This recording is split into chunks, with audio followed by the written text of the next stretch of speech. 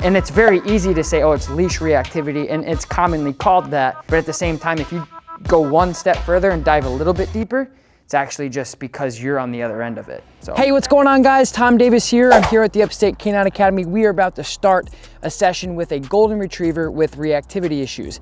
This dog is great with other dogs off leash, likes other dogs off leash, but on leash, this dog does not like other dogs. A lot of you out there probably deal with the same thing. So in this episode, we're gonna break down leash reactivity, why it's created, and some exercises on how to figure out if your dog is leash reactive or actually aggressive. So we're gonna go in, we're gonna get started. Hope you guys enjoy it. Man, that's a wicked growl. Watch his, back up just a little bit. Good. So he's protected? Yeah. Whenever he gets into a situation like that, And then he'll do that. Yeah. Okay, all right. I want you to correct him for that. Okay. Because just from now on, we'll just correct him for that. Okay. But then if you so protected him? Here, let me see the leash for a second. Go. So we're just, obviously there's a variable of like hue. You have to try to figure out the stem of why he feels that way. I mean, obviously he loves you, you have a great relationship with him, he wants to protect you. A couple things about his behavior that we're watching is when he is doing that, it's low, and then his bark is very like a fear-based bark. Good heel, buddy. Now he's like, now I protect you, human. With him being reactive to other dogs, it's on the leash. With him being reactive to people, it's on the leash. And it's very easy to say, oh, it's leash reactivity, and it's commonly called that. But at the same time, if you go one step further and dive a little bit deeper, it's actually just because you're on the other end of it. It's good because you know, like, oh, he's capable easily of disengaging, disarming, and not being reactive. It's just trying to figure out, what do you guys do to stop him from being reactive, and what do you guys do stop him from being possessive of you? And that's what we're going to talk about right now. It's very pretty.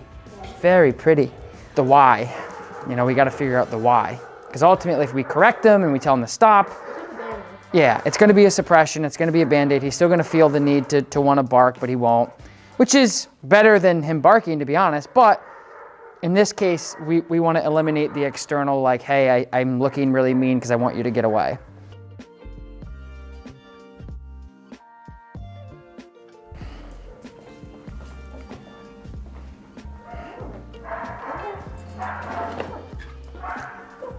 When you're handling him, I want you to be a little bit more, have a little bit more momentum of like what you're doing.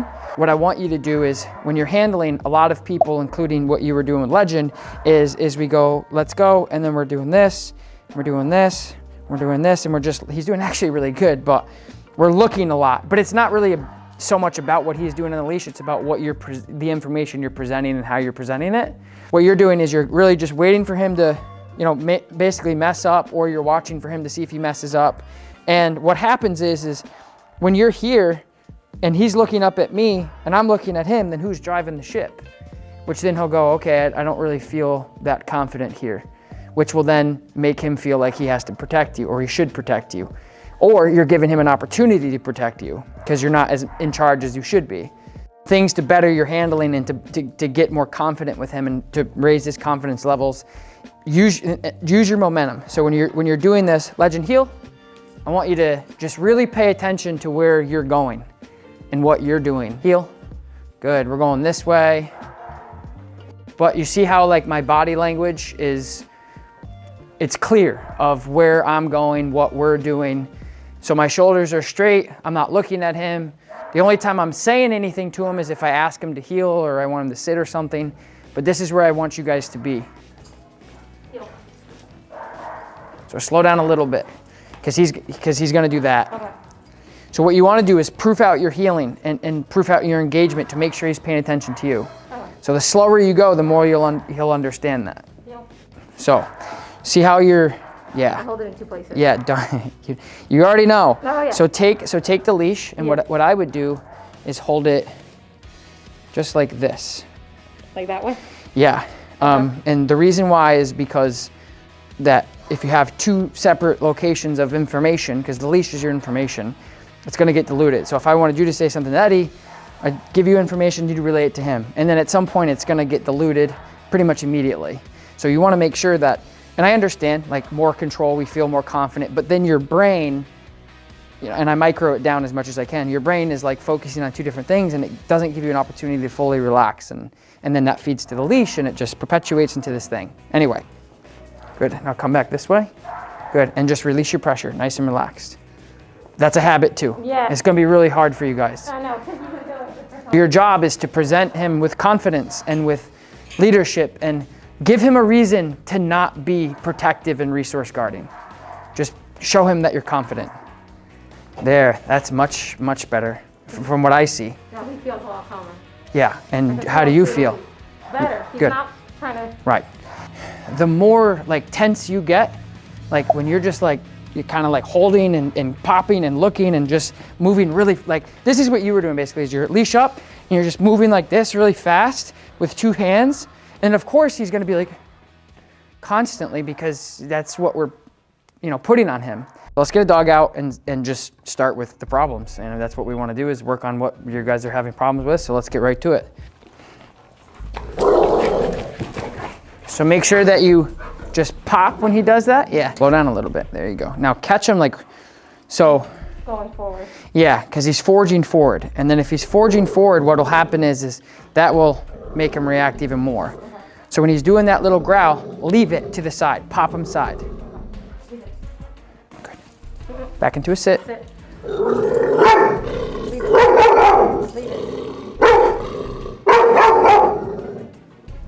Flats. Stay. Good. Heel.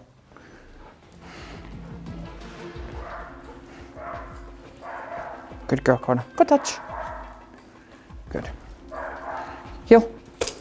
Good. So you want to create that engagement. Heel. So when you get into a situation like this, see that quick pop I did with the prong? Did you see it? Yeah. Okay, so I just said, hey, pay attention. So I call this proofing or calibrating or a tune-up. Is there's the distraction. You come out, heel, good heel.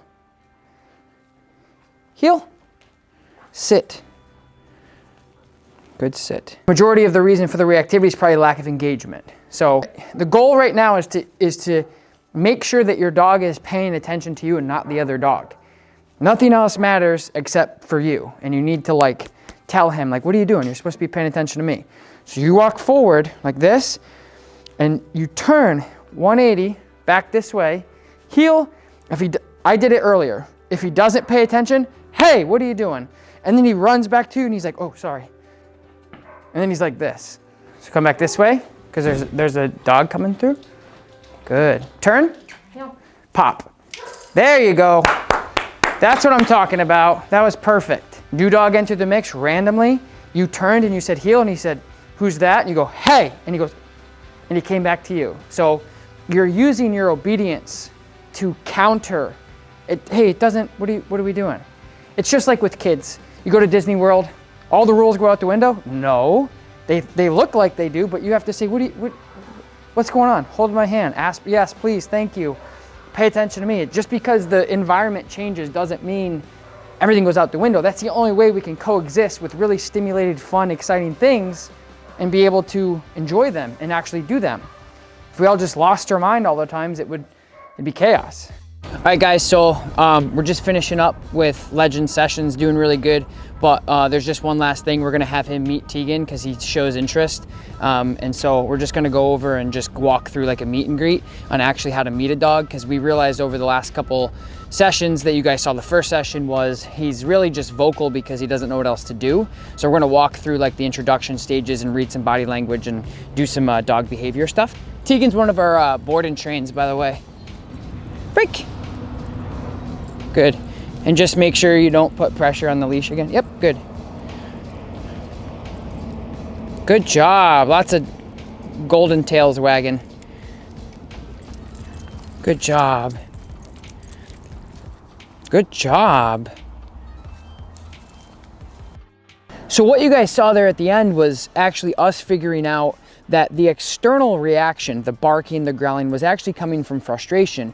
It was when we brought another board and train out, we actually realized that, hey, this dog actually just doesn't know how to play. This dog is frustrated. He just didn't know what to do. So he was growling, he was barking, and that's what we ended up seeing here at the end of the video, which you guys just saw. So it was a great video, great behavioral stuff for me to learn from, great for the owners to learn from. They went home back to New Jersey happy, knowing that their dog really isn't aggressive and their dog isn't mean. He just wears that frustration and wears that, I guess, hey, I want to see you, through growling and barking, which is just vocalization. So anyway, I hope you guys like this video. Don't forget to subscribe to my channel. I put videos out like this every single week. Like this video, and as well, leave a comment in the comments below to support the channel. But anyway, I'll see you guys next time. Peace.